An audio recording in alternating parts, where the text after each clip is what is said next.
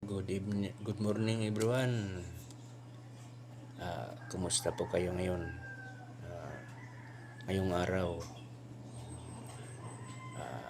mayroon lang akong sasabihin sa lahat tayo na patuloy lang natin ang laban natin kahit tayo ay mahihirap.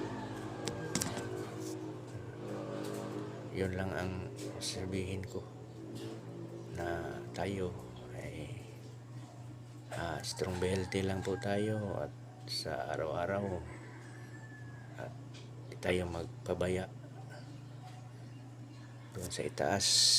Siya lang nakakaalam sa atin isa-isa. Tayo ay po ang sa lahat ng oras manalangin po tayo ng bigyan tayo ng lakas araw-araw kahit